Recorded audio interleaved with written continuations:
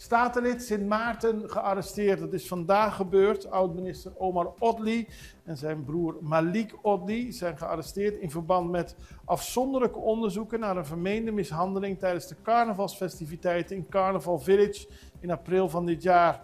Volgens een persbericht van de politie heeft de Nationale Recherche Odli gearresteerd als onderdeel van een lopend strafrechtelijk onderzoek naar openbare mishandeling.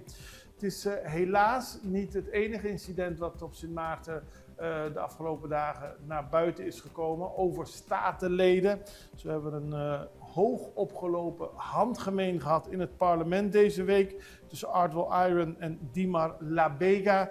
Ook is er gisteren het nieuws naar buiten gekomen dat parlementariër Francisco Lacruz ruzie had in een restaurant en waarbij de politie daadwerkelijk moest ingrijpen. En dan is er nog de al wat langer geleden zaak waarbij Ryan Peterson, ook parlementariër, verdachte is in verband met een incident in een nachtclub. En dat heet in het Engels een nightclub brawl.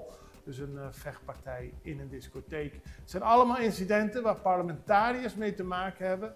Omar Odli is nu de enige die daadwerkelijk gearresteerd is. Maar het geeft wel aan dat er soms sprake is van hoog oplopende emoties bij de politici.